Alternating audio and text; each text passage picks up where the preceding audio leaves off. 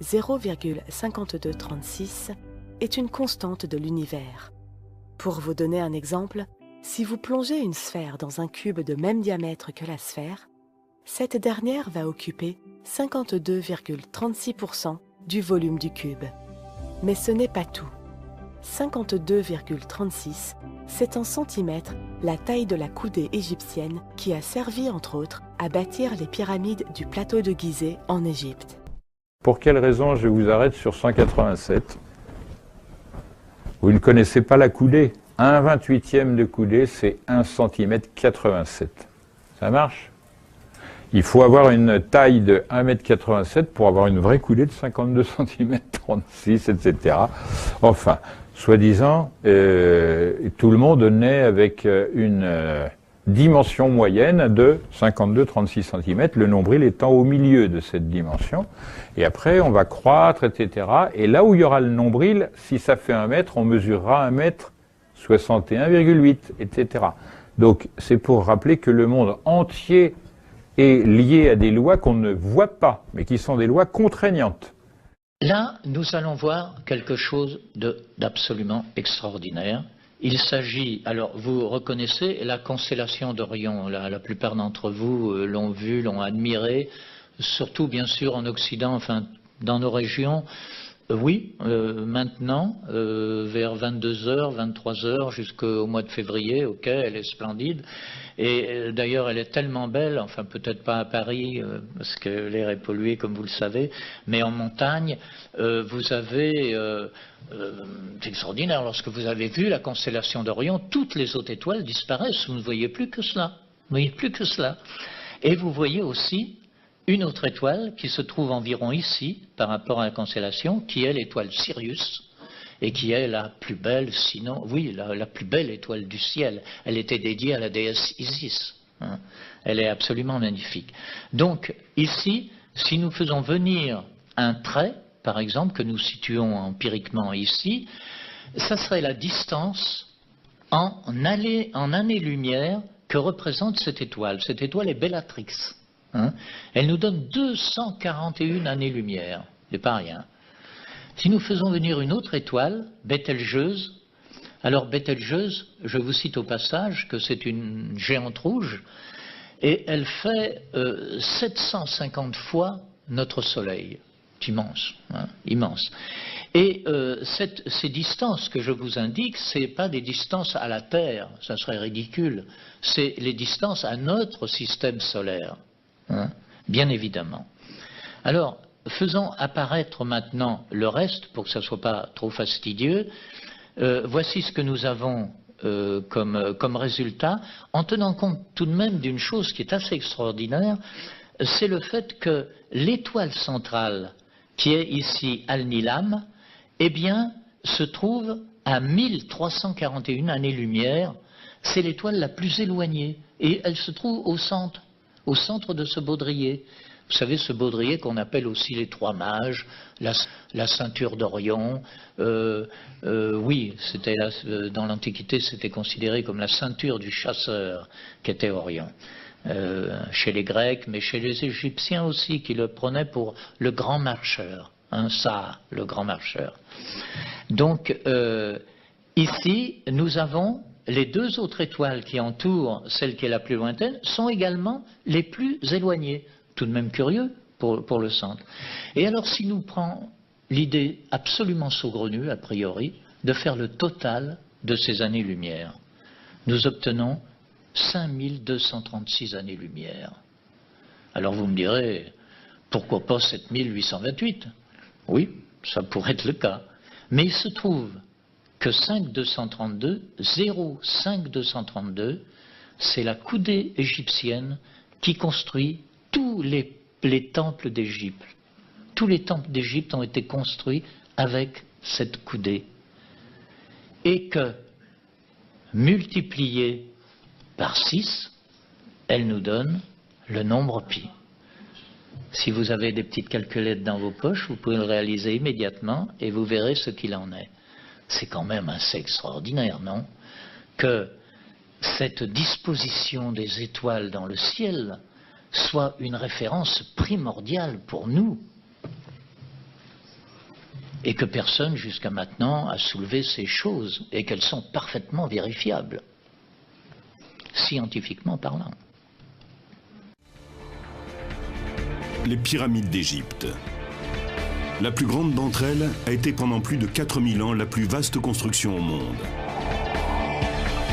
Assemblage de gigantesques blocs de pierre faisant jusqu'à 70 tonnes, elles ont pourtant été réalisées par une société qui ne connaissait même pas la roue.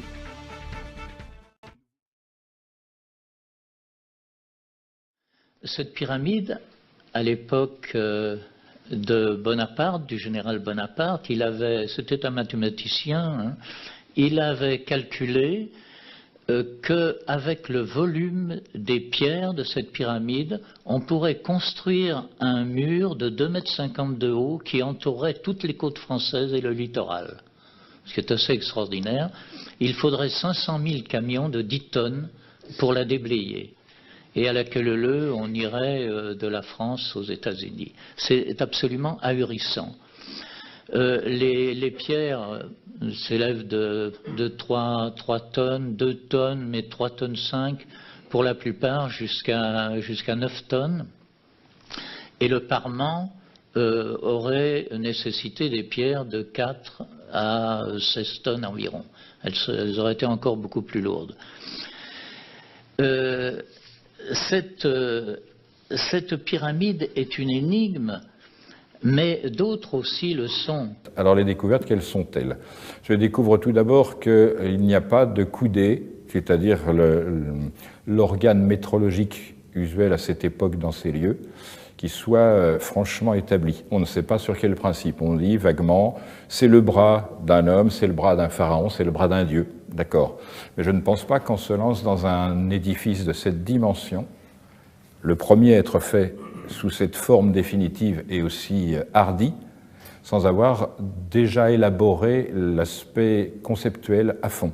C'est-à-dire, si on choisit la coudée, pourquoi? Ça, c'est ma question, et c'est là-dessus que je vais réfléchir, que je vais entreprendre des calculs, et il va m'apparaître au bout d'un certain temps que, curieusement, cette coudée, sa particularité, c'est d'offrir 2 constantes mathématiques. La première, très connue, puisque tous les gamins s'en servent dès l'âge de 7-8 ans, c'est pi, donc le rapport du diamètre au périmètre de n'importe quel cercle, et l'autre, moins connu mais plus séduisant, c'est le nombre d'or, qu'on appelle phi, c'est-à-dire pi avec la lettre H intégrée au milieu.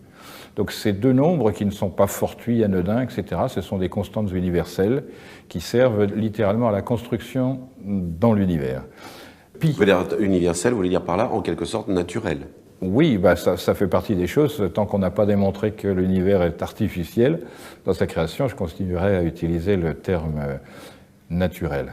Le problème qui se pose aussitôt après, c'est que quand je compare ces nombres, je m'aperçois que phi au carré est constitué de 5 coudées, alors que pi est constitué de 6 coudées. Et le rapport 5/6 va devenir en quelque sorte un leitmotiv de ma recherche. Alors, pardon, mais quelle coudée? La coudée dite de Memphis, la coudée noire, la coudée de Khéops, il n'y a pas de précision. En réalité, si on fait le tour de la question, l'ouvrage le plus conséquent dans ce domaine, c'est celui qui a été mis au point, je dirais, par les quelques centaines de savants que Napoléon emportait avec lui pour la campagne d'Égypte. Voilà, en fait, c'est surtout Edmé Jomard, François-Edmé Jomard, qui était un concurrent, entre guillemets, de Champollion, a surtout travaillé là-dessus. Il y a le travail de Champollion, ça tient en 13 pages, et le résumé de son travail, c'est qu'il est impossible, en l'état de la situation, et faute d'avoir des documents d'époque, puisqu'à cette époque, je rappelle, on n'était pas censé calculer ni même écrire, ou très très peu, donc il n'était pas possible de statuer sur cette dimension, sur l'utilisation, l'origine, etc. En réalité, on ne savait rien sur la coudée, mais ça, Jean-Philippe Loher ne le disait pas, ni personne d'ailleurs. Non, mais ça veut... Puisque nous avons fait des relations avec les étoiles, principalement la constellation d'Orion, et son transport. Alors d'autres avant nous avaient fait cette démarche. Je cite Robert Bauval à dessin, car ça a été un précurseur. Il avait établi la projection de ce baudrier d'Orion, n'est-ce pas, sur les 3 pyramides de Gizeh. Alors nous avons pu, avec ce que nous avons découvert, voir combien la chose était judicieuse. Et malgré les décalages que nous avons pu observer, il ne fait aucun doute que cette projection était tout à fait judicieuse et qu'il fallait la faire valoir, mais elle demande tout un développement que nous avons pu mettre au point qui justifie parfaitement, aux yeux des archéologues contestataires, qui justifie parfaitement la chose. Nous avons imaginé que cette étoile Bellatrix et cette étoile ici qui s'appelle Rigel, eh bien, entre ces deux étoiles, nous avons imaginé le côté de la pyramide de Khéops. Le côté. À partir de cet instant, il nous suffisait, puisque c'est un rectangle, de faire un effet miroir et d'obtenir quoi? Un carré. Et en plus, qui plus est, passer par Zaïf. Donc, ça nous donne 90 degrés absolus. Alors ici, si on met un petit toit, ce n'est pas n'importe quel toit, pour différentes raisons, mais surtout une, il fait 144 degrés. Les 144 degrés bibliques et tout, que l'on voit dans beaucoup de textes anciens. Alors ici, nous avons en quelque sorte le carré base de la grande pyramide, sur lequel nous allons pouvoir travailler. Si on rejoint les étoiles telles qu'elles figurent ici, c'est-à-dire les étoiles cadres, eh bien nous obtenons une croix, la fameuse croix de Saint-André classique que nous connaissons tous. Mais ce que nous connaissons moins, c'est ceci. Les angles de la pyramide nous donnent, les angles de la croix, de cette fameuse croix d'Orion, nous donnent 51, 51, 14. Alors vérifiés mathématiquement par des mathématiciens et autres. Nous obtenons pour le reste, puisque nous avons 360 degrés du cercle, nous obtenons pour le reste 2 fois 51, 14, et puis 2 fois 76, 17. Alors nous allons voir tout ce que cela représente. Faisons venir en 3D, par exemple, le module de la pyramide, qui se présente comme cela. Nous allons voir que les parties or, par exemple, se situent au niveau des apothèmes, en bas, et qu'ils font véritablement 51, 51, 51, 4 fois 51, ok? Et que les 76, eh bien, ce sont les deux du haut. Ce sont les deux qui forment le sommet de la pyramide. Il n'y en a besoin que de deux, puisque ça fait cela, n'est-ce pas? Et notre pyramide est construite avec Orion, avec une précision absolument folle.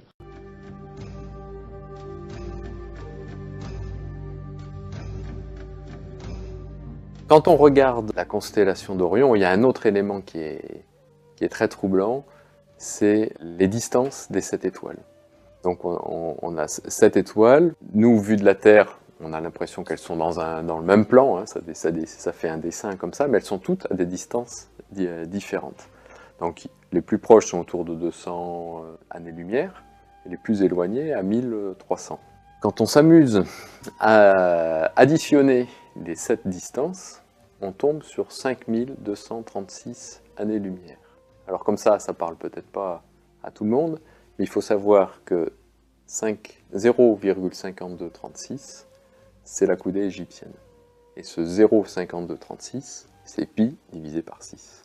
Autrement dit, dans la distance des 7 étoiles, on retrouve encore une fois le nombre pi qu'on avait dans la croix d'Orion avec l'angle de la pyramide qui est donné par 4 sur pi. Et là, avec la distance des étoiles, on retrouve encore le nombre pi. Les Égyptiens, on parle voilà, comme unité de mesure de la coudée. Alors il existe plusieurs coudées. Pour nous, celle qui a servi pour la pyramide, c'est cette coudée de pi sur 6, de 52 cm 36.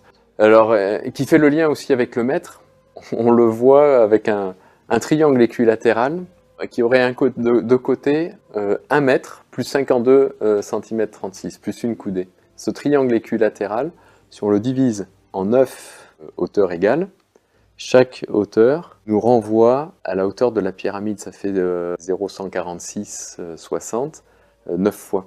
Et 146 60 en mètres, c'est la hauteur de la pyramide. Donc on a un rapport comme ça entre le mètre et la coudée et la hauteur de la pyramide.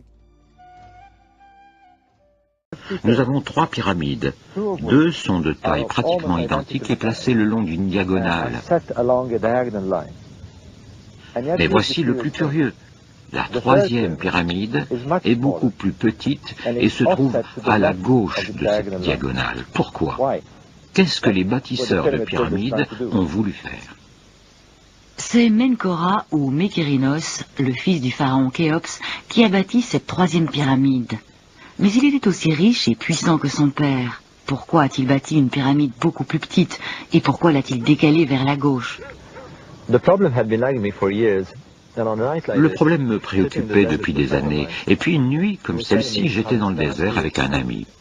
Il me racontait comment l'étoile Sirius se levait.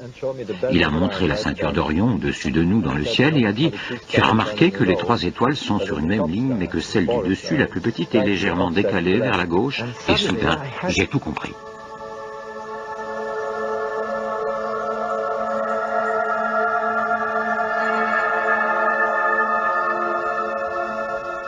Bien que phénoménale, la découverte de la corrélation entre les pyramides et la ceinture d'Orion n'était qu'un début.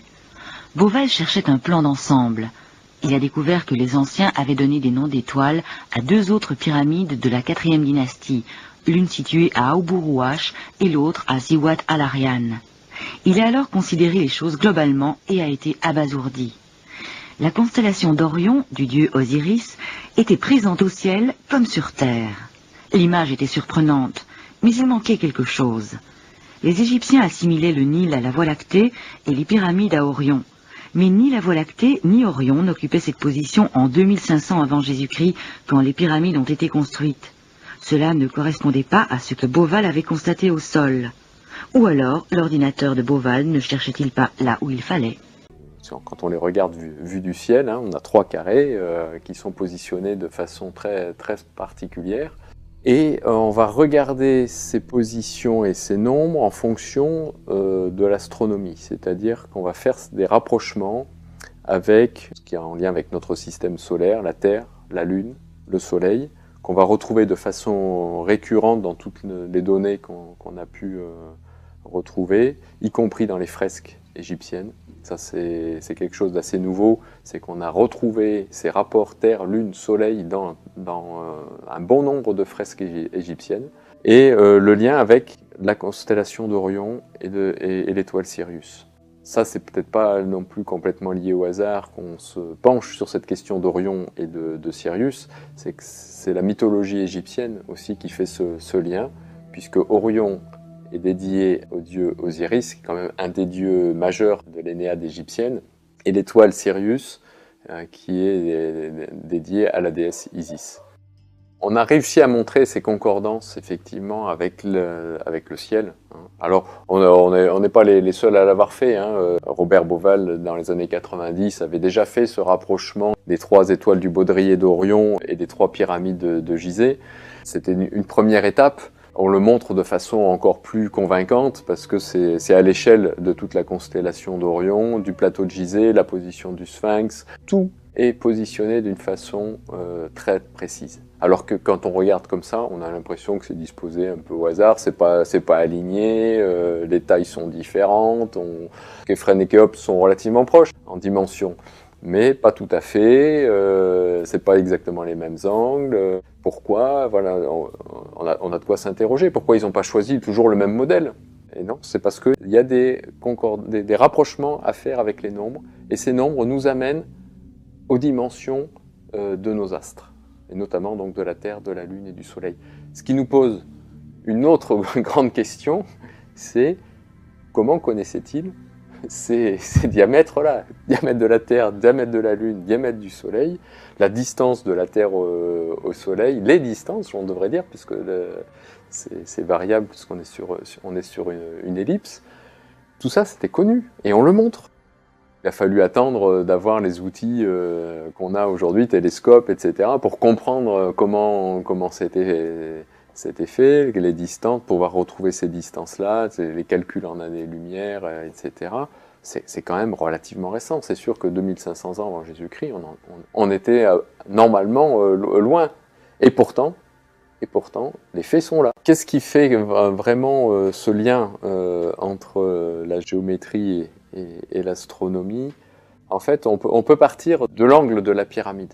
Déjà, à lui tout seul, il nous donne la clé. On sait aujourd'hui que Si on prend la hauteur de la pyramide et qu'on la divise par la demi-base, hein, ici, ce rapport-là, hauteur-base, nous donne 4 sur pi. C'est la tangente de l'angle qui nous donne l'angle de 51 degrés 51 de la pyramide. Hein, il suffit de diviser la hauteur par la demi-base, quand on coupe la pyramide en deux. Aujourd'hui, quand on regarde la constellation d'Orion, on se rend compte qu'il y a 4 étoiles cadres et 3 étoiles centrales. Les 4 étoiles cadres forment une croix, et cette croix-là nous donne l'angle de la pyramide. Et ça nous interpelle tout de suite, puisqu'on va se dire, bah, le nombre pi est inscrit dans la position des étoiles. Donc, est-ce que ces étoiles-là sont placées au hasard dans le ciel? Alors bien sûr, on va dire, oui, mais c'est vu de la Terre. Mais il n'empêche que, voilà. Et il y a d'autres éléments troublants, c'est que ce nombre de 4 sur pi, avec lui, on va arriver au diamètre de la Terre et à celui de la Lune. C'est relativement simple. 4 sur pi, donc c'est égal à 1,2732. Voilà. Ce nombre, 1,2732 plus 1,2732, plus 12 732. C'est-à-dire que je décale simplement la virgule, je multiplie par 10 000. Donc cette clé, je vais dire une petite clé, donc notre 4 sur pi, 2 fois plus notre 4 sur pi fois 10 000, on arrive exactement au diamètre moyen terrestre de 12 734,900 km. Donc là, ça veut dire que déjà le diamètre de la Terre théorique, moyen, je me parle du diamètre moyen, il est basé sur ce nombre pi. Alors vous allez me dire, oui, mais on le sait depuis longtemps, 40, puisque le mètre a été aussi fait en fonction de ça. Non, pas tout à fait. Le diamètre moyen, c'est pas 40 000 divisé par pi, c'est 40 008 divisé par pi. Donc ce qui nous fait ce lien en plus avec ce 4 sur pi. Alors bien sûr, ils auraient pu mettre dans des salles obscures, qui restent peut-être à découvrir d'ailleurs, des papyrus qui expliquent toute une histoire, n'est-ce pas, qui dépeignent une histoire se rapportant à des millénaires. Ils ne l'ont pas fait pour la raison suivante, semble-t-il, qui me semble tout à fait intelligente, c'est qu'ils se sont dit, le jour où des êtres arriveront à découvrir avec des tas de pierres seulement, et avec des distances, des hauteurs, simplement cela, des données qui feront qu'ils pourront les rallier au cosmos, au Soleil, à la Lune, à leur environnement stellaire. À ce moment-là, l'humanité aura franchi un cap peut-être décisif de compréhension et d'évolution. Faisons venir un cercle de quadrature, comme nous avons vu tout à l'heure. Alors nous obtenons ça. Là, la circonférence multipliée par 360 nous donne ce nombre. Multiplié par 100 millions, n'hésitons pas, et vu au kilomètre, ça nous donne cela. C'est exactement le rayon du Soleil, avec 1 à la base. Et tout ça est dans la pyramide. Ce résultat équivaut à 362 rayons du Soleil regroupés dans une circonférence de quadrature d'un carré de diagonale 1. Ça aussi, ça nous scotche un peu quand même. Nous pataugeons depuis des années dans le même système qui nous éclaire très peu et qui arrive à être franchement, disons le terme, mensonger, quoi. Et nous ne pouvons pas vivre là-dessus en ignorant ostensiblement des vérités absolument souveraines et mathématiques, c'est-à-dire absolument indiscutables, que nous proposons justement aujourd'hui au grand public.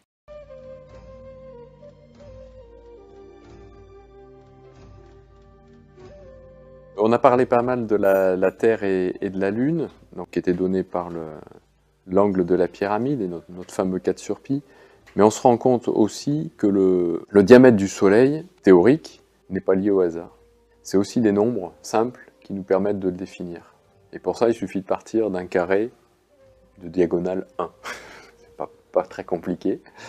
Ce carré-là, le cercle a la même surface que ce carré. Chaque degré de ce cercle, les 360 degrés, nous renvoie au rayon du Soleil Alors bien sûr, il faut multiplier ça après par, puisqu'on est parti de 1, il faut multiplier ça par 1 million, parce que le diamètre du Soleil, c'est 1 392 000. Voilà. Alors comme ça, on peut dire c'est un chiffre théorique qu'on a retrouvé et qui reste purement théorique, mais on va se rendre compte que les Égyptiens l'ont inscrit dans la pyramide. Il suffit de le remettre, ce cercle solaire, à l'échelle de la pyramide, c'est-à-dire qu'au lieu de 1 392 000, etc. kilomètres, on le met à 139 mètres 25, 71. Et là, le cercle s'inscrit dans la structure de la pyramide. Vous le faites apparaître, rentrer le Soleil de façon à ce qu'il soit tangent là, aux apothèmes. Et le triangle équilatéral qui s'inscrit à l'intérieur du cercle vient se poser sur la base de la pyramide. Donc ça, c'est déjà un élément qui nous fait dire que le Soleil était...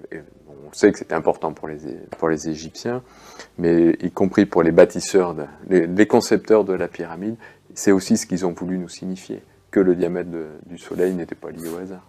Ce diamètre solaire, donc c'est de 1,39, 25, 71, donc 1 392 571 km. On le retrouve aussi avec les 9 premiers chiffres. Il suffit de prendre 1, 2, 3, 4, 5, 6, 7, 8, 9, alignés, multipliés par pi sur 2, donc on retrouve encore le nombre pi, le tout racine carrée, et on tombe sur 139, 25,71. Donc avec des chiffres simples, et là ici on a l'Énéade, les 9 premiers chiffres, ou les 9 dieux égyptiens, et bien on retombe sur le Soleil. On a 2-3 formules comme ça qui nous permettent de retomber sur ce même chiffre. La pyramide, en lien aussi avec la distance Terre-Soleil, on va le retrouver simplement sur la hauteur de la pyramide. La hauteur, elle fait 146,60 mètres quand on la prend sur le socle. On va retrouver la distance Terre-Soleil, la distance la plus courte, parce qu'en fait, la Terre tourne autour du Soleil sur une ellipse. Donc il y a une distance courte et une distance plus longue. La distance la plus courte, c'est 146 060 km. Et cette distance-là, on va la retrouver, curieusement, autour des moins 10 500 avant Jésus-Christ. Et donc on a ce lien hauteur pyramide, distance Terre-Soleil et moins 10 500 avant Jésus-Christ. Donc ça, ce qui nous renvoie encore une fois à moins 10 500. Il y a plusieurs éléments comme ça qui nous ramènent à cette époque-là et qui nous fait dire aujourd'hui, sans en avoir la certitude à 100%, mais que les pyramides datent de ce moment-là. Alors après, par rapport à ces moins 10 500, on a aussi d'autres éléments comme le Sphinx qui pointe vers l'est, et la constellation de référence en moins 10 500, c'était la constellation du Lion. Aujourd'hui, on a dit on quittait le Poisson pour entrer dans la constellation du Verseau. En moins 10 500, c'était la constellation du Lion, le Sphinx étant une forme de lion, plus les phénomènes géologiques, concrètement, où les géologues nous disent que l'érosion qu'a pu subir le Sphinx sont liées à des phénomènes climatiques qui remontent à plus de 8000 ans avant Jésus-Christ, pour qu'il y ait eu autant d'eau. Voilà, ça nous ramène encore à cette distance-là et nous tendrait à nous dire que bah oui, tout ça existait bien avant l'époque de Khéops. Ce qui m'amène à dire que cette histoire de tombeau, pour moi, aujourd'hui, c'est un peu comme l'histoire du Père Noël, quoi. Il arrive un moment, on nous raconte une belle histoire. Voilà, Khéops, Képhren, chacun fait son petit tombeau. On y croit, parce qu'on n'y réfléchit pas plus que ça. Et puis c'est les savants qui nous le disent. Hein. On y croit, sur la base de 2-3 éléments comme ça. Et puis, comme on croit au Père Noël. Il arrive un moment où on commence à réfléchir, l'âge de raison arrive, on se dit, on réfléchit un peu, on se dit, mais c'est bizarre quand même cette histoire. Alors le Père Noël, c'est comment il fait pour passer par la cheminée, mais là, pour nous, là, c'est comment ils ont quand même réussi à monter toutes ces pierres et tout ça. On commence à réfléchir, et on se dit, non, ça va plus là. Non. Et là, bon. Aujourd'hui, il faut passer à l'âge de raison. Et je pense qu'il est grand temps de voir les choses autrement, quoi. Si cette connaissance a été inscrite et s'est véhiculée à travers le temps, c'est qu'il y a une raison à ça. Quand on reprend ce que je viens d'essayer d'expliquer, que ces connaissances astronomiques nous montrent que le diamètre de la Terre, que la position des étoiles, etc. ne sont pas liés au hasard, ça nous met sur la voie d'un principe créateur, quelque part. Si ce n'est pas le hasard, c'est bien qu'il y a un principe créateur d'une harmonie dans l'univers. Tout ça ne procède pas du hasard, donc d'un principe créateur. On vit dans un monde où l'harmonie est à la base de tout. Et on le retrouve voilà, à travers donc, les mathématiques, la géométrie, les nombres. Donc ce qui veut dire que... Enfin, ce qu'on pense, nous, c'est que c'est ça qu'ils ont voulu nous dire, à travers les formes et la position des pyramides. C'est à la fois une connaissance, la transmission d'un savoir, mais en même temps d'être capable de pouvoir montrer que nous vivons dans un monde où l'harmonie est omniprésente. Alors la difficulté qu'on va avoir à la lecture de ce message, finalement, c'est qu'est-ce qu'on en fait, hein, et ça, c'est à chacun de faire son chemin avec. En fait, on ouvre une porte. On montre que ça existe, qu'on n'est pas déjà le fait de savoir qu'on n'est pas le fruit du hasard, que la Terre n'est pas là, c'est pas un amas de poussière d'étoiles qui s'est fait comme ça n'importe comment. Non, ça procède d'un principe d'harmonie universelle. Donc nous aussi, en tant qu'êtres humains, on fait partie de cet univers-là. Donc on est dans cette harmonie-là. Et c'est ça qu'il va falloir qu'on recherche en nous. Et donc c'est tout ce travail qu'on a à faire. Mais déjà, encore faut-il en prendre conscience. Et je pense que nos travaux sont là pour ça. C'est-à-dire qu'ils vont nous aider à prendre conscience de cette harmonie-là que peut-être on ressent au fond de nous. Enfin, moi, je l'ai vécu comme ça. Comme je parlais au démarrage, je sentais ce lien avec l'univers, mais bon, c'était quelque chose d'inconscient. Et là, par la conscience, on arrive à faire ce lien. Et ça, cette jonction-là, intuitif, cognitif, c'est déjà quelque chose de fondamental parce qu'on est un être humain pensant. Donc si on est doté de cette pensée-là, c'est pour quelque chose. Et c'est peut-être aussi une des missions qu'on a, c'est de prendre conscience de l'harmonie de la Terre à travers notre matérialité, puisqu'on est incarné dans la matière, et par la conscience, en passant par l'intellect, comme ça, notre ressenti va s'en retrouver encore plus renforcé quelque part, je trouve.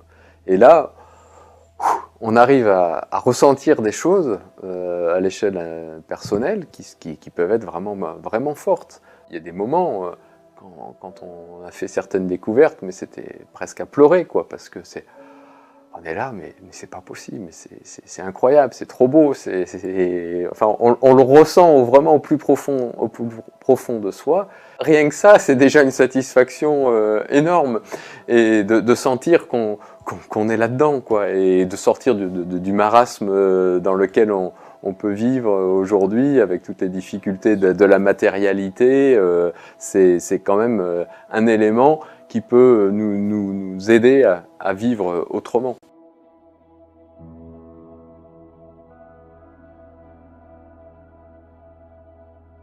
On va retrouver le rapport en fait Terre, Lune, Soleil, sauf que le Soleil, bien sûr, il est 100 fois plus gros. Donc, mais si on le divise, il suffit simplement de ramener le Soleil 100 fois plus petit, au lieu d'1 392 000, on le ramène à 13 925 km. La Terre donc à 12 734 km, la Lune à 3 476 km. On a 3 cercles, et ces 3 cercles-là, on va les retrouver systématiquement dans les fresques égyptiennes. Alors, pas dans toutes les fresques, mais dans de nombreuses fresques. Ça, c'est nos dernières recherches qui nous ont amenés à montrer ça. On retrouve donc Terre, Lune, Soleil, rectangle d'or et le triangle pyramide. Et ça, les 5 souvent représentés dans le même dessin, à travers des détails liés à la position des yeux, à la position des bâtons. Vous avez un pêcheur sur une barque qui tient un harpon alors que l'autre tient une rame. Vous vous rendez compte que si vous réunissez les deux, c'est exactement l'angle de la pyramide, et avec une grande précision. Et on va se rendre compte que c'était des véritables artistes, parce qu'ils ont réussi à travers des dessins qui signifient autre chose. Hein, vous avez une chasse, un pharaon dans une barque, et puis vous avez une espèce de chasse aux poissons ou aux crocodiles. Donc ça a une toute autre signification. Mais à travers ce dessin, vous retrouvez tout. La Terre, la Lune, le Soleil, et ça parce que l'artiste a placé donc ses rames d'une certaine façon, la hauteur du personnage, son œil. On se rend souvent, les yeux sont des repères, les mains sont celles qui tiennent une croix, souvent qui tiennent une croix égyptienne, sont aussi des points de repère. Et à partir de là, vous avez des lignes qui se dessinent et qui représentent ces trois cercles ou la Terre ou le rectangle d'or. Voilà. Quand on trouve comme ça ces rapports-là, on peut se dire, c'est des coïncidences, vous avez réussi à trouver ce que vous cherchiez. Ça c'est souvent ce qu'on nous dit, mais quand on cherche, on arrive toujours à trouver, avec le degré de précision que l'on a, et surtout avec le nombre d'occurrences qu'on a de ce type-là. Sur le plateau de Gizeh, on en a, aujourd'hui, je dois avoir une 60aine de planches qui montrent tous ces rapports carrés, triangles, pyramides ou triangles équilatérales, que tout ça s'est positionné d'une façon géométrique très précise, qu'il y a la Terre, il y a la Lune, le Soleil. Je dois avoir une 60aine de planches. Dans les fresques égyptiennes, aujourd'hui, alors c'est encore un peu récent comme recherche, et là il y a un champ, j'imagine, énorme. Et ça, j'espère que les égyptologues vont se pencher dessus, parce qu'on aimerait bien qu'on ne soit pas les seuls à s'intéresser à ça, parce que franchement, là, c'est un autre niveau de lecture qu'il faut avoir, ce niveau de lecture géométrique. Et ça, on commence aujourd'hui à en avoir déjà une trentaine, et on se rend compte même... il y a plein de dessins où on voit des pharaons avec des pagnes qui ont en forme de triangle. Il suffit de regarder, c'est des triangles de pyramide. C'est exactement l'angle de la pyramide pour certains. Donc certainement, pour marquer le niveau d'initiation, enfin en tout cas qui fait référence à ce qu'on va appeler la tradition primordiale, on n'en a pas encore parlé, qui s'est véhiculée à travers le temps dans ces images, que ce soit dans les fresques égyptiennes. Je pense que si on regarde du côté de Sumer, on ne l'a pas encore fait, mais on va sûrement aussi trouver des choses. Et puis après, plus tard dans le temps, dans les images alchimiques, on va retrouver aussi ces références à l'astronomie. Et on a même d'autres références beaucoup plus récentes et qui sont aussi très troublantes. C'est le logo de la NASA, par exemple, le logo générique des missions Apollo, où on retrouve Orion et une géométrie très particulière du logo. Est-ce que cette connaissance-là, elle ne s'est pas véhiculée à travers le temps de façon cachée? Ce sont des éléments tangibles. Les pyramides, elles sont là, elles existent. C'est pas une pure vue de l'esprit. Hein. On est obligé d'en tenir compte. Et là, elles nous donnent des éléments de réponse. Et à la limite, je vais dire, peu importe qui, quand, comment, parce que ça restera toujours certainement un mystère.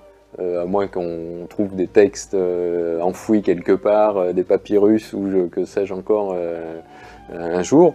Peut-être, hein, sans qu'on aura ces éléments de réponse. Mais à la limite, je vais dire peu importe, parce que ce qu'elle nous montre par elle-même, ça suffit en soi. On cristallise beaucoup à travers ce mystère des pyramides, sur ce qui, quand, comment. Alors, est-ce que c'est les extraterrestres? Est-ce que c'est l'Atlantide? Est-ce qu'il a fallu la lévitation des pierres? Tout ça, c'est intéressant, c'est passionnant, mais on n'aura pas forcément les réponses un jour. Ça, par contre, sur ce principe de créateur universel, c'est ça l'important de nos travaux, quoi, au final. Qu'est-ce qu'on va en tirer aujourd'hui? Parce que c'est ce qui compte, hein, au final. C'est aujourd'hui, qu'est-ce que je fais de cette information-là? Et c'est vrai que on est peut-être à un tournant. Hein. Aujourd'hui, on sent bien que le monde change, le monde bouge. On évoquait le cycle de la précession, qu'on change aussi d'air. Est-ce que c'est lié à ça? Mais en tout cas, on sent qu'on a besoin de changer quelque chose. Ce qui est intéressant, c'est que les pyramides existent. On a des confirmations intellectuelles à travers les nombres, la géométrie. Donc ça nous permet d'avoir des certitudes Après, ce qui peut être au départ une simple foi, une croyance du charbonnier, ça devient quelque chose d'une certitude. Et là, à partir de là, ben, on peut cheminer, mais c'est un travail de toute façon qui reste un travail personnel et intérieur. Et ça, on n'y coupera pas, parce que tout le monde nous pose la question, c'est bien beau tout ça, mais alors et alors, je vais dire, et alors, ben, il faut déjà l'accepter. Hein, le regarder, l'accepter, le voir, parce que ça peut passer aussi à 10 000 lieues, hein, parce que ça peut paraître complexe, mais en fait ça n'est pas tant que ça. Hein. Et une fois qu'on l'a accepté, ben, c'est vivre avec et l'intégrer et se dire cette harmonie, là je vais essayer de la ressentir, de la vivre, de la travailler autour de moi.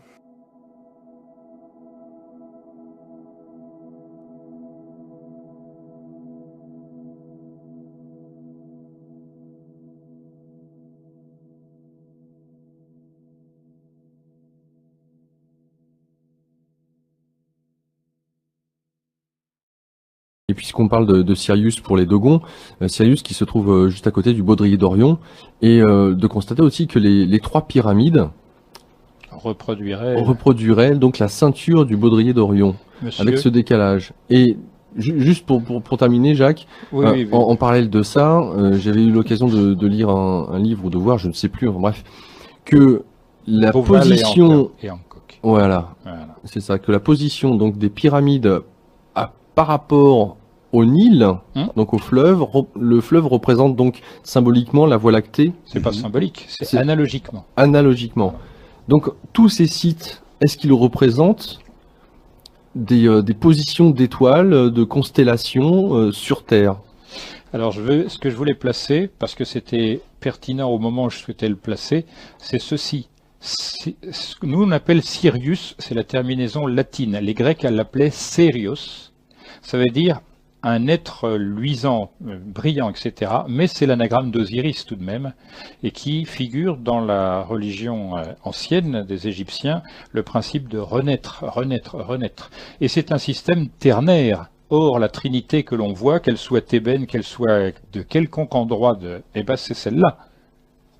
Et ça, personne n'en parle, pas même, comment dire, aussi bien Robert Temple n'en dit pas un mot, aussi bien, comment dire, Robert Bauval et son collègue Hancock, ils n'en touchent pas un mot. S'ils avaient compris la nature du langage dont je fais état en permanence, ils seraient tombés là-dessus, ils auraient dit c'est merveilleux, parce que les tailles qui sont données aux statuettes, elles sont en relation avec les dimensions des orbites. Donc là, on est vraiment dans la panade. Pour dire que c'est le hasard qui fait ça, il faut vraiment que le hasard soit, comme dit Patrice dans le film, on doit l'appeler Dieu. Voilà. 4 lettres qui simplifient tout. Hein, 3 consonnes, non, 3 voyelles et une consonne. Enfin, pour revenir au sujet, cette projection, elle existe partout sur la planète. En effet, nombre de sites sont simplement la projection de telle ou telle étoile, intégrée ou non au contexte culturel, mais ce sont d'anciennes manières de poser le problème. Je vais donner cela de manière résumée. Un type aussi curieux dans son écriture que l'auteur de Arsène Lupin, il expose ça très bien. Oui. Les abbayes de la région nord-ouest de la France reproduisent la constellation de la Vierge sur le sol, mais ça ne se voit pas. C'est simplement, ça se dit, entre guillemets, d'initié à initié. Donc quelqu'un qui dit ça, il passe pour un malade, parce que personne ne va aller poser et faire des comparaisons, et dire attends, mais pourquoi c'est important le système de la Vierge? Parce que c'est l'astrologie qui répond à ce problème. Le signe de la Vierge est le 6e du zodiaque, et 6 c'est un nombre particulier parce que c'est 1 plus 2 plus 3, mais c'est aussi 1 multiplié par 2 multiplié par 3. Ce sont 2 opérations différentes mais qui donnent les mêmes résultats. Bien être méfiant sur cet aspect-là. Ça veut dire qu'il y a commutativité, enfin je ne vais pas rentrer dans les maths parce que je sais que, hop, surtout à cette heure-là du matin, mais surtout astrologiquement, c'est un signe de terre, ça se dit, et c'est un signe, comment dire, qui est occupé en exaltation et en maîtrise par Mercure, c'est-à-dire le dieu Thoth-Hermès, Djehuti aussi, c'est le même, c'est-à-dire le dieu de l'intelligence, du langage, des nombres, du commerce, etc. C'est le dieu qui dit vrai et qui dit pas vrai en même temps, puisqu'il est noir et blanc, ce type-là, il est alternatif.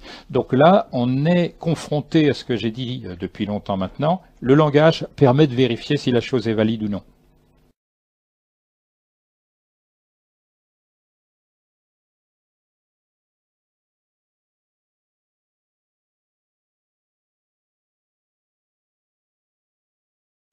Voilà, alors pour parler de l'Égypte, forcément, c'est un pays assez extraordinaire déjà par sa situation. Si vous voyez l'Égypte sur une carte, bon, elle est bien sûr du côté du Moyen-Orient, située sur le continent africain, mais en gros au carrefour de trois continents. En fait, c'est pas tellement loin de l'Europe, bien entendu, puisque juste au-dessus, il y a la Crète, il y a Chypre, il y a la Grèce. Il y avait beaucoup de commerce d'ailleurs entre les Grecs et les Égyptiens, et puis tout un tas de savants grecs comme Platon, Pythagore sont allés étudier en Égypte. Ah, et puis bien sûr, il y a l'Asie avec le Moyen-Orient et toutes les civilisations asiatiques, et puis bien sûr l'Afrique du Nord et l'Égypte. Donc c'est en gros un carrefour stratégique. Hein. Donc, l'endroit où est construit la pyramide de Khéops, eh bien, justement, serait au milieu des terres émergées. C'est-à-dire, si on prenait toutes les terres émergées du monde, l'Asie, l'Europe, l'Amérique, l'Afrique, l'Australie, etc., et qu'on disait, faisons une moyenne pour voir en gros où tomberait le centre des terres, vous tombez à Gizeh. Ah oui, ce n'est pas un hasard. Voilà, un peu comme nous, on dit, le centre de la France, c'est entre Bourges et Orléans, parce que si on prend Strasbourg, Brest, Perpignan, Dunkerque, Nice, etc., et puis on faisait des lignes, et puis on calculait une moyenne, paf, on tomberait entre Bourges et Orléans, c'est symboliquement le centre de la France. Bon, là, on aurait le centre, non pas de l'Égypte, parce que vous voyez où est la pyramide et le Caire par rapport bien à la Nubie, au sud de l'Égypte, etc., mais de toutes les terres du monde. Ce qui fait que pour savoir ça, pour faire l'implantation, il faudrait avoir une vision de la Terre. Parce qu'on ne peut pas se dire, j'ai implanté une pyramide là, c'est le centre du monde, c'est le centre des terres émergées, mais comment je fais le calcul pour le savoir? Plutôt qu'Athènes ou Téhéran, enfin Téhéran aujourd'hui, une ville en Perse, bon, on dit, tiens, je tombe sur Gizeh, puis comme par hasard, c'est là qu'on met les pyramides. Bon, alors, en géographie, forcément, c'est sur le 30e parallèle et c'est sur le 31e méridien. Si on part de Greenwich, on est 31e degré méridien à l'est et on est 30e degré. Donc en gros, c'est 30-30 comme coupure, ça fait une croix, ça tombe juste à Gizeh. Bon, c'est déjà une première curiosité, bien entendu.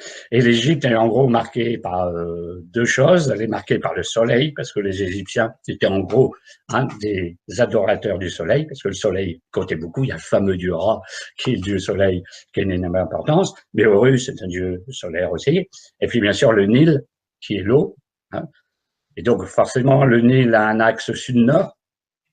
Donc, il coule quasiment à la perpendiculaire par rapport à la Méditerranée. Tout le monde sait que ça se jette en Méditerranée par un gigantesque delta, etc. Une orientation nord-sud. Et puis, bien sûr, dans le sens est-ouest, il y a lever et coucher du soleil. Donc, on peut prendre un axe horizontal, lever et coucher du soleil. Bon, ça passe justement le long du Gizeh, mais en ligne horizontale, puis la ligne verticale, sud-nord, le Nil. Et donc, on a une symbolique feu avec le soleil, une symbolique eau avec le Nil. Les deux sont aussi importants que l'autre, puisque les Égyptiens ont sacralisé le Nil. Parce que pas de Nil, pas de vie. S'il n'y avait pas les inondations du Nil avec le limon qui fertilise les berges, il n'y a pas de plantation, il n'y a pas d'agriculture, donc il n'y a pas d'Égypte. Puis bien sûr, s'il n'y a pas de soleil, vous pouvez toujours avoir de très bonnes terres, mais bon, si c'est gelé, ça, comme dans un pays nordique, il n'y a pas de résultat. Là, on avait une combinaison des deux. Hein. Donc, d'ailleurs, si vous remarquez, tous les grands monuments de l'Égypte ancienne, mais même les grandes villes d'aujourd'hui, sont le long de la vallée du Nil. On en met très peu dans le désert, quand même. Hein. Alors, il y a aussi une symbolique double de la vallée du Nil, verdoyante et avec des arbres, et puis la couleur ocre rouge du désert. Donc, tout est un peu divisé, puisqu'il y a une symbolique eau et feu, il y a une partie Haute-Égypte, Basse-Égypte, il y a une partie Nil, fécondité, fertilité, et désert, stérilité. Et on retrouve cette dualité un peu partout, Osiris et Seth, etc., le nord, le sud, etc., les dieux, la terre, le ciel, etc. Ça a toujours un système duel de ce genre-là. Alors, c'est déjà quelque chose de très curieux comme point de départ. Hein, si on veut. Alors, bien sûr, quand on parle de l'Égypte, on parle toujours des dieux. Alors, là, les dieux, on en connaît beaucoup. Quelques-uns ont très connus, beaucoup moins forcément. Le dieu Soleil Ra ou Amon-Ra, parce qu'après dieu Amon, dieu Ra sont fondus en un seul, et puis la fameuse déesse Isis, et puis il y a Osiris, et puis il y a Horus, et puis il y a Anubis, le dieu à tête de chacal, et puis etc. On verra après, puisque bon, on va faire un petit peu de présentation des dieux. Il faut savoir qu'il y en a des centaines, hein, c'est un polythéisme. Hein. Donc, et donc l'Égypte a toujours fonctionné, c'est pour ça qu'en ésotérisme ça a une très très grande importance, en référence au monde divin, donc bien sûr aux divinités et autres entités de toutes sortes qui peut y avoir. En gros, c'est très très religieux, alors on ne fait pas comme d'autres civilisations, et comme nous aujourd'hui, une distinction aux religions officielles, ésotérisme. C'est-à-dire qu'en Égypte, soit tout est ésotérique, et tout le monde comprend tout ce qui est ésotérique, soit tout est profane et tout est de la religion normale. Hein. C'est-à-dire qu'eux, ils sont pas essayés de diviser ce genre de choses. Encore que les grands prêtres avaient certainement des connaissances dans le secret des temples et avec les archives qu'ils avaient que l'homme qui allait au culte dans la rue ou autre n'avait pas. Hein, mais il y a pas les mêmes notions, c'est pas aussi séparé que nous aujourd'hui, on dit ça c'est profane, ça c'est ésotérique. Hein. Donc je vais vous donner une citation de Christian Jacques, alors tout le monde connaît l'écrivain Christian Jacques est le grand égyptologue, hein, parce qu'il était égyptologue au début. Hein. Il dit l'Égypte se manifeste comme une civilisation rituelle, porteuse d'une vérité fondamentale, un rapport constant entre l'humanité est indispensable au maintien de l'harmonie sur Terre. Donc en gros, ce qui est indispensable au maintien de l'harmonie sur Terre, c'est le contact entre l'homme et les dieux, la Terre et le ciel. Et c'est en ça qu'on voit que c'est une civilisation totalement traditionnelle. Une civilisation totalement traditionnelle a toujours le spirituel en premier, le politique en deuxième, l'économique en troisième, et tout le reste tout à fait en dessous. Et bien sûr, le pharaon est roi prêtre, les prêtres d'Abydos, les prêtres d'Héliopolis, etc. Bon, les prêtres astronomes et tout ce qui s'ensuit sont les grands maîtres du pays. Hein. Et donc, on se conforme en priorité, disons, à la spiritualité. Donc, si on construit un temple, bien entendu, on fait un rituel pour s'installer, un rituel de consécration, on l'oriente par rapport aux étoiles, par rapport au lever et coucher du soleil, on fait de la géographie sacrée, on fait de la géométrie sacrée parce qu'on met des nombres dans la construction, etc., etc. Et donc, forcément, on cadre toujours tout avec ce qu'on pourrait appeler le divin. Alors que nos sociétés à nous sont totalement profanes. Quand on construit quelque chose, bon, des bâtiments, je ne sais pas, moi, des logements, on s'occupe pas de savoir s'il y a une veine tellurique en dessous, si c'est bien ensoleillé par rapport au lever du soleil, etc., etc. Bon, enfin, on fait n'importe quoi, du moment qu'il y a de la place, quand on trouve un terrain à acheter, bon, ça n'a plus de sens rituelique du tout, et c'est bien la preuve, une société profane, une société spirituelle. Alors voilà. Alors, on voit bien la différence.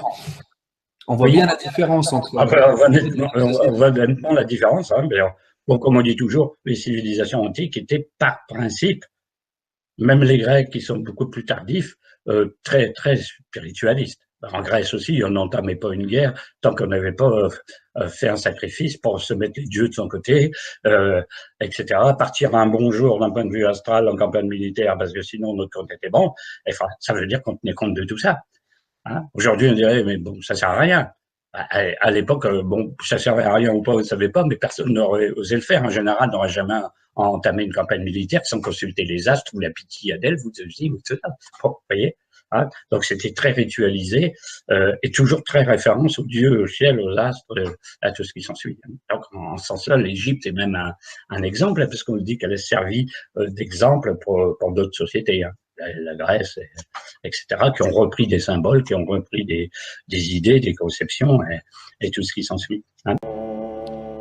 Donc, Patrice étant parti, reste Jacques. L'informateur. Et non pas le délateur, le collaborateur, c'est gentil, prends les devants. De service. L'indique qu'il y a beaucoup de connaissances, ou de savoir en tout cas. Fayot. Ouais. Du fait que le roi en Égypte était choisi, lorsqu'on regarde les dernières dynasties, on a le sentiment qu'il y a le père, le fils, et que le fait d'être roi ou pharaon, ce qui n'est plus roi, pharaon, se transmet. Le pharaon, ce sont des termes grecs qui sont apparus en réalité au XVe siècle. Quand je dis grec, c'est pélagique, hein, c'est-à-dire le grec archaïque. C'est un jeu de mots, là encore, mais en réalité, à partir de la 18e dynastie, c'est la chute libre. Il n'y a plus de cohérence sociale parce qu'il n'y a plus de cohérence religieuse, etc. Donc c'est ça le problème. On ne peut pas comparer les Égyptes. L'ancienne Égypte, c'est l'ancienne Égypte parce qu'elle est traditionnelle. Elle s'attache au lien entre la création divine et l'individu qui en fait partie. Après, ce lien est rompu. Et c'était le travail de Pharaon, justement, de montrer qu'il y avait un lien, mais ça a été remplacé par le décorum, la pompe, hein, comme maintenant. On ne travaillait plus, si je puis dire, sur autre chose que l'apparence. On avait perdu le cœur des choses. C'est ce que dit Schwaller de Lubitsch, qu'on a cité hors antenne, et en antenne, Schwaller de Lubitsch a bien compris cela. Et il le voit parce que c'est exposé dans le dernier temple, littéralement, qui soit imprégné de cette tradition, c'est Karnak. Voilà. Il reste encore dans Karnak les derniers éléments de quelque chose qui est en train de se momifier, c'est-à-dire la pensée traditionnelle. C'est pourquoi, lorsque on est venu me voir en disant « Venez travailler en Atlantis », que je ne connaissais pas. Je ne connaissais pas Schwaller de Lubitsch non plus, il faut dire. En fait, tu dis que je suis instruit, mais non. C'est que j'ai suivi très longtemps le chemin que mon intuition m'a offert. À 15 ans, j'ai pas dit je vais suivre l'idée d'un autre ou la mienne, même pas. Je me dis ça m'intéresse, je continue. Voilà. Donc il y a une différence fondamentale entre la vie traditionnelle et la vie profane. On dit sacré parce que sacré ça veut dire retranché, à part. Voilà. On est dans la même situation que celle que décrit Solon à Platon et qu'il a reçu des prêtres d'Égypte. Les prêtres d'Égypte, ils ont dit à Solon, mais vous les Grecs, vous êtes tout récents, vous n'avez pas d'ancienneté, vous n'avez pas connu les âges anciens. Vous ne savez pas que vous avez des cataclysmes qui vont vous tomber sur la figure. À chaque fois que vous en avez un, vous recommencez à zéro. C'est ce qu'on appelle le mythe de Sisyphe. On recommence toujours la même chose. Or, le problème qui se pose, c'est que actuellement, la plus grave des menaces n'est pas une menace économique, politique, c'est un mensonge que personne ne voit. On trafique l'histoire. Or, si on trafique l'histoire, on intervient directement dans les racines humaines, celles qu'on ne voit pas, mais qui nous supportent en tant qu'entité terrestre. Voilà. Et c'est pourquoi des tas de gens sont rassurés par ce film. Je les comprends. Ils se disent, ce que j'avais senti, c'est cohérent. Ben bien sûr, puisqu'ils perçoivent des tas de choses, ils perçoivent qu'il y a une cohérence d'ensemble, mais ils ne savent pas où c'est. C'est normal, parce que ça, c'est la définition de l'art. Une connaissance qui était vraiment mondiale, qui partait d'une tradition primordiale et qui s'étendait à la terre entière. Mais elle était différente d'un peuple à un autre, parce que souvent, elle était plus ou moins assimilés, plus ou moins dénaturés. Et regardez, les Dogons sont un exemple, quoi. Hein. Ils connaissaient parfaitement Sirius, ils connaissaient même Sirius B, que l'on a découvert bien après, alors qu'ils savaient que bon, c'était une naine blanche très forte, et qui était assimilée dans la mythologie égyptienne à Isis en tant que Sirius, et Sirius B, Nephthys, c'est-à-dire sa sœur, la magicienne. Et magicienne parce que c'était une étoile lourde. Vous voyez, enfin, ça va à l'infini, quoi. Ces gens-là avaient une subtilité, une connaissance qui dépasse l'entendement. Et ce qui est grave, c'est que avec les technologies actuelles, nous perdons ce sens des réalités, de la subtilité des choses. Nous voyons le monde à une première dimension alors qu'il a des couches successives comme ça qui sont très intéressantes et dans lesquelles il faudrait puiser l'essentiel dont nous avons besoin parce que l'homme ne vit pas de matérialité, il vit de spiritualité aussi. Et cette spiritualité se diffuse maintenant, nous ne savons plus où la trouver, nous ne savons plus les ramifications qu'il faut lui donner et ça c'est très très grave ça. C'est très grave. Donc, si nous y participons dans une certaine mesure, eh bien, tant mieux.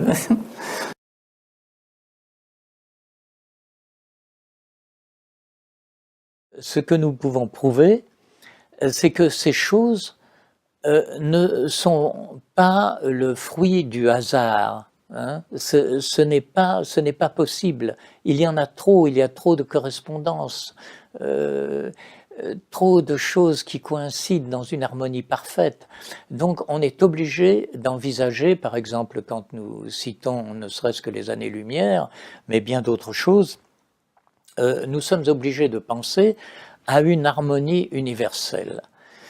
Alors cette harmonie universelle est plus ou moins rejetée maintenant parce qu'on ne la comprend pas, on ne voit pas les tenants et les aboutissants, bien que les physiciens nucléaires maintenant soient à peu près persuadés de la chose pour une toute autre raison.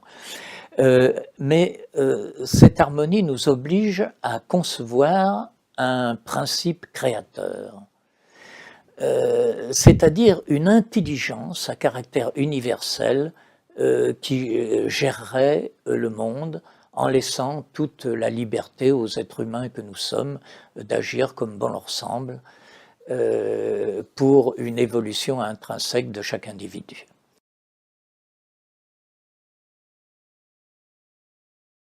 C'est ce que nous pensons. Avec les années et des années de travail, eh bien, nous sommes arrivés à un point maintenant où nous pensons réellement cela. C'est-à-dire que ces êtres supérieurs, omniscients, comme je vous l'ai dit, avaient franchi un seuil d'état de pensée qui leur permettait peut-être de venir en aide à des gens comme nous qui sont en évolution, mais qui sommes en profonde interrogation aussi sur notre raison d'être, et nous faire franchir un seuil décisif, à condition, bien sûr, que nous veillons nous-mêmes à notre élévation et que nous ne nous contentions pas simplement de vivre au jour le jour, sans état de pensée, si ce n'est celui très rationnel, n'est-ce pas, de combler nos difficultés ou d'assainir le terrain devant nous matériel. En fait, ces gens-là auraient fait en sorte de placer en évidence des choses qui n'ont aucune consistance. Et ça aurait été, et c'est, puisque nous l'avons en partie découvert, à l'être humain de les réunir pour trouver cette harmonie qui est indispensable à notre élévation, à notre évolution supérieure, à notre franchissement de cap.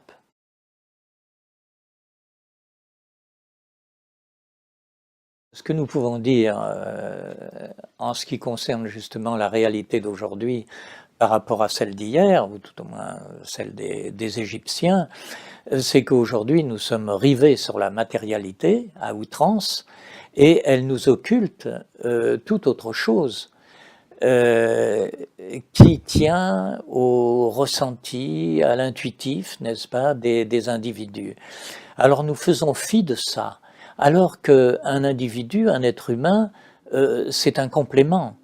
Non seulement il doit avoir une réflexion appropriée sur les choses de la vie, bien évidemment, mais il doit suivre aussi des capacités intérieures, n'est-ce pas, qui se manifestent par des tendances, par des appréciations subtiles qu'il doit développer et qu'il doit intimement marier avec ses capacités déductives. Hein, c'est-à-dire que il y a un mariage agréable que nous devons exercer entre l'intuitif et le discursif. Et c'est rarement le cas. Bien souvent, nous nous livrons par nécessité, la plupart du temps, à la matière, et petit à petit, nous fermons ces portes intérieures. Ces portes intérieures étant fermées ou oblitérées, nous ne parvenons pas à concevoir qu'il existe un autre système, d'autres perceptions, une réalité parallèle qui nous permettrait de vivre autrement. Nous voyons cette matérialité en quelque sorte, et qui est basée sur le rendement, la rentabilité, l'argent, nous envahit à tel point qu'elle ne nous permet pas une évasion intérieure. Et c'est absolument terrible, parce que nous ne pouvons pas vivre en tant qu'individu, dans toute l'acceptation du terme, nous ne pouvons pas vivre que de choses purement matérielles et purement concrètes. D'ailleurs, quand nous en arrivons là, nous tombons sur les phénomènes d'apparence. C'est-à-dire que ce n'est que l'apparence qui compte à nos yeux, non pas le fond, mais simplement l'apparence. Nous le voyons dans toutes les démonstrations qui sont faites à la télé, dans les shows ou dans toute autre chose. Nous vivons que sur l'apparence. Et nous applaudissons à l'apparence, alors que derrière cette apparence, il y a des problèmes collectifs, personnels, des fois des drames, mais nous ne les voyons jamais. Nous voyons que l'apparence. Or, que l'être humain vit dans un état de plénitude qu'il est obligé d'assumer, de désarroi parfois mental, dû à toutes sortes de phénomènes existentiels. Donc si nous n'avons pas ces ressources intérieures qui nous permettent d'envisager la vie sous un autre aspect que celui purement matériel, eh bien c'est un manque grave pour notre évolution.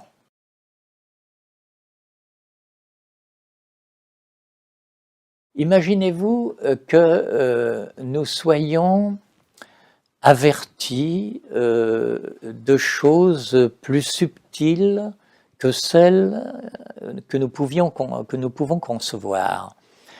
Eh bien, on se rendrait à l'évidence, c'est-à-dire que si on était piloté en quelque sorte d'une manière ou d'une autre, ou conseillé des tas de choses, nous perdrions notre libre arbitre, nous n'aurions une évolution qui ne dépendrait que de ce que l'on nous indique ou ce qui nous est indiqué par des êtres que nous qualifierions de supérieurs, par exemple. Et ceci nuirait à notre évolution propre. Pour évoluer, il nous faut avoir des contradictions, avoir des épreuves de toutes sortes, et de parvenir à en triompher. C'est ce qui fait le propre de l'intelligence et de l'évolution.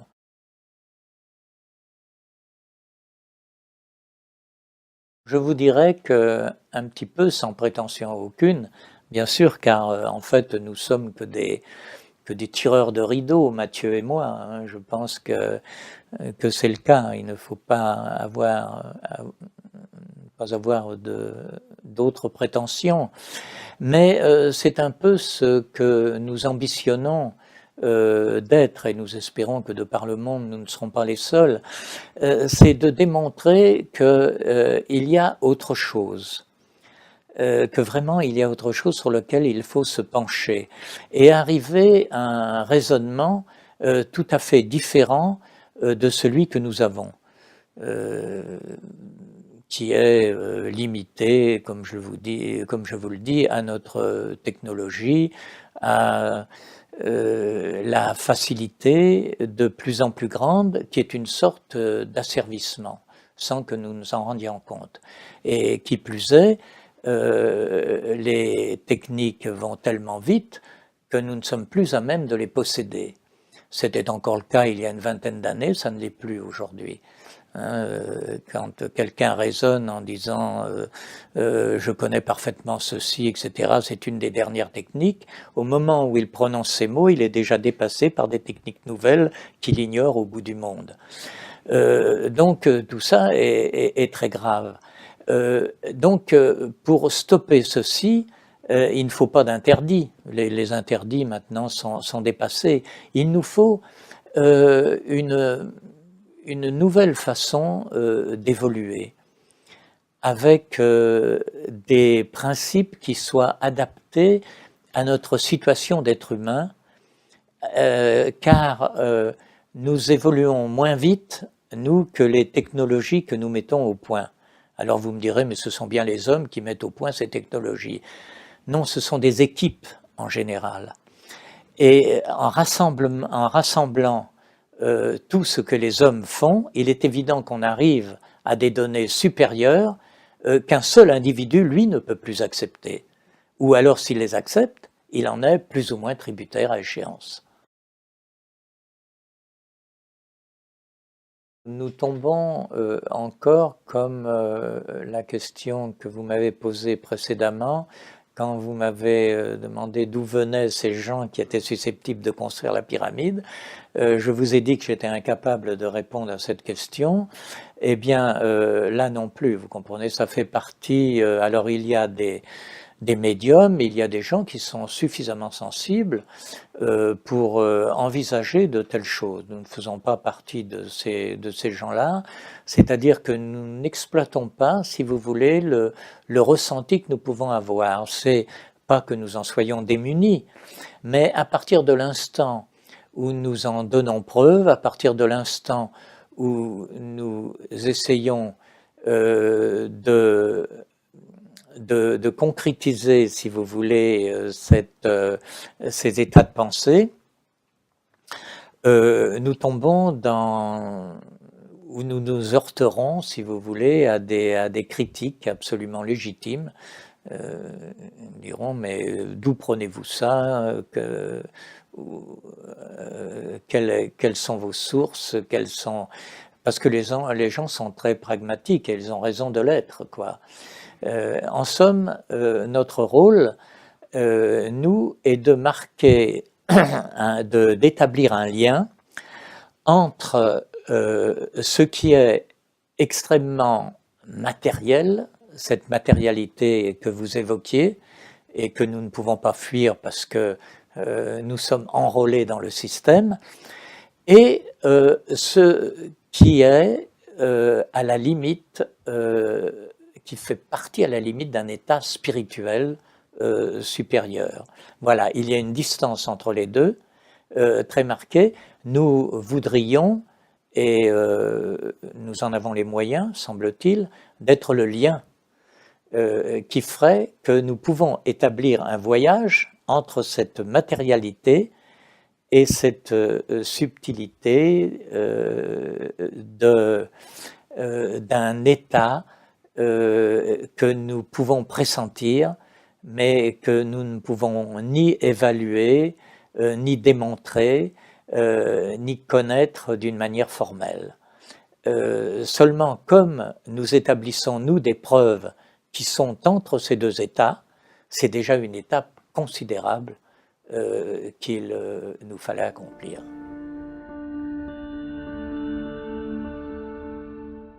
Le symbole, c'est le sens, donc. Non, c'est pas exactement cela. Le symbole, à l'origine, chez Platon, qui a été très mal traduit comme la plupart, justement parce qu'on veut leur laisser des idées basiques, le symbole pour Platon, ça n'est pas la réunion de deux choses qui ont été cassées et qui doivent se réunir pour signifier l'appartenance à une unité. Là, tu parles du sens étymologique du mot symbole quand tu dis ça. On lui prête, mais c'est faux. Ce sens est dévoyé. J'explique. Pour les philosophes anciens, quand ils se disaient philosophes, ils avaient reçu des instructions en Égypte. Platon est allé étudier 13 ans à Saïs, en Égypte, et il en est revenu avec un corpus très très bien fait qui lui a permis d'écrire quand même une quarantaine de bouquins, dont une douzaine sont partis dans la nature. On ne sait pas s'ils existent encore, mais ce sera intéressant. Il y en a d'autres qui sont segmentés, on n'a pas la fin de l'ouvrage. Et donc, pour Platon et les philosophes grecs en général, et pour toutes les personnes qui pensaient dans l'ancien temps, le mot symbole se rattache à l'idée d'un côté, il y a le vrai, qui est de l'ordre de l'intellect, et de l'autre côté, le réel, qui est de l'ordre du sensible. Donc c'est l'intelligible et le sensible. Lorsque ces deux sont réunis, on nage dans la béatitude des choses retrouvées. Un autre aspect, cathédrale, ça vient d'un mot grec, cathèdre, qui désigne un fauteuil majestueux, un endroit où l'on s'assied. Sous-entendu parce que c'était le siège de l'évêque. Or, la cathèdre, c'est l'emblème de la déesse Isis en Égypte. Et si l'on regarde les temples égyptiens, on dirait qu'ils sont faits comme nos cathédrales, ou plutôt l'inverse, que les cathédrales sont copiées sur les temples égyptiens. Il y a les pylônes qui correspondent à nos tours, c'est la figuration de la polarité. La science des anciens, c'est la polarité. Tout à l'heure, je divisais notre ciel complet entre le vrai et le réel. Les savants, le problème qu'ils n'ont pas compris, c'est qu'ils s'occupent du réel sans se soucier du vrai. Ils le trouvent accessoirement. Les théologiens devraient en quelque sorte travailler conjointement avec les savants, les scientifiques, parce que leur souci c'est le vrai. Or chez les anciens, justement, le vrai et le réel étaient associés puisque le moine était un savant, le religieux était un savant.